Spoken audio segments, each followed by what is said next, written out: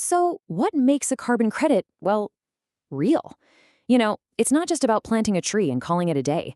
It's actually about this massive, incredibly detailed rule book that's designed to prove every single credit represents real, measurable climate action. So today, we're going to pull back the curtain and unpack that rule book to really understand the science of trust in the carbon market. Okay, so the central problem, the real head scratcher, is that you have to prove something that didn't happen. I mean, how do you actually measure the value of a forest that wasn't logged or emissions that were never released? Sounds kind of like a riddle, right? And believe me, it gets complicated fast. Just take a second and think about that. How do you put a number, a real value, on something that exists only as an absence? Quantifying carbon that wasn't put into the atmosphere. It's almost like you're trying to measure a ghost. And yeah, that's the absolute heart of the matter for the carbon market. We have to have a system, a rock-solid one, to prove that a project genuinely prevented emissions from happening. Because without that proof, there's no trust.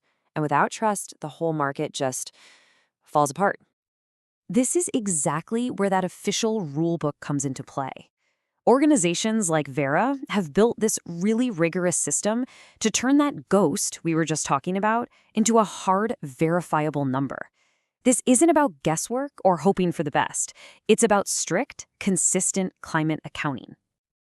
And the cornerstone of this whole system is something called the methodology. Now, don't think of this as just a guideline. It's more like a super strict recipe or a scientific protocol. Every project has to follow it to the letter. No improvising allowed. And these are basically the 4 pillars that hold the whole thing up and ensure a methodology has integrity. First, you have to compare the project to what else could have happened. You have to be totally transparent about your assumptions. You need a plan for dealing with uncertainty. And maybe most important of all, you have to be conservative so you never, ever overcount the climate benefits. So, the very first step in this whole process is creating that what-if scenario. Before you can even begin to measure what a project achieved, you have to figure out with evidence what would have most likely happened without it. This is what we call the baseline. This quote from the official requirements really nails it. The baseline is that alternate reality. It's the world as it would have been if the project had never gotten off the ground. And this chart lays it out so clearly. On one side, you have the project scenario. That's what we can actually see and measure. The forest is protected, the factory gets an upgrade. But on the other side is the baseline scenario, that carefully constructed what if. The forest was going to be logged. The factory was going to keep polluting. The real climate benefit, the carbon credit itself, is the measurable difference between these two worlds. But, setting up that baseline is just step 1. Next up, we have to tackle the million-dollar question. Was the project truly additional? Or to put it another way, did the money from carbon credits actually cause this positive change to happen? This idea of additionality is so crucial. It's what separates real climate action from what you might call free riding. A project has to prove, with evidence, that it just wouldn't have been possible without the funding from carbon credits. It can't just be something they were going to do anyway. Now, to prove this, projects typically have to pass a pretty tough 3-part test. First, is it a regulatory surplus? That just means it goes above and beyond what the law already requires.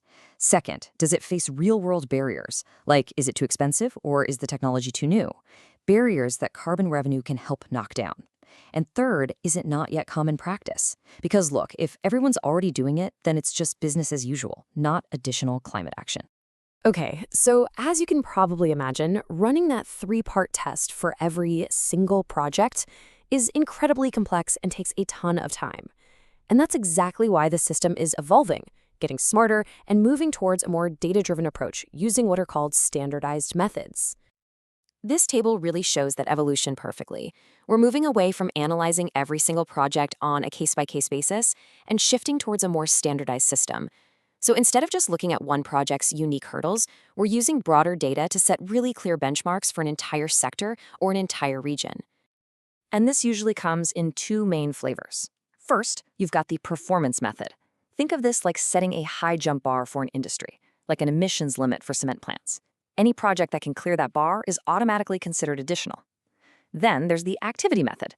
This creates a positive list of actions, like installing some brand new cutting-edge carbon capture tech that are so new or face such high barriers that they're just considered additional by default. All right, we've gone through baselines, additionality, and these new standardized methods. But why? Why does all this super technical detail matter so much? Well, it really all comes down to one simple, powerful thing: building a scientifically backed system of trust. At its very core, this entire rulebook is one big exercise in managing uncertainty. See, every measurement, every projection, every calculation has some margin of error. The whole goal of a good methodology is to make that margin of error as tiny and as transparent as humanly possible. So that brings up a question. How much uncertainty is too much? Well, the rulebook actually has a specific number for that: 10%. What on earth does that mean in practice? Well, the rules are incredibly strict here. If the calculated uncertainty in a project's climate impact is more than 10%, something called a conservativeness deduction has to be applied. Basically, it means the project has to claim fewer credits to make up for that wiggle room. And the reason is simple: if the claim isn't rock solid, the credit loses its value and trust in the whole system starts to crumble. And this quote just says it all, doesn't it? The entire system is built from the ground up to reduce the risk of overestimating the impact. It's designed to be cautious. It's designed to be conservative. And all of this intense, technical, almost painstaking rigor, that's what transforms a simple claim into a verifiable, trustworthy carbon credit. It is the absolute foundation of trust that allows money to flow to the projects that are actually making a real difference for our planet. So this system we've talked about is incredibly detailed, and it's constantly getting better and more robust. But it does leave us with a much bigger question, doesn't it?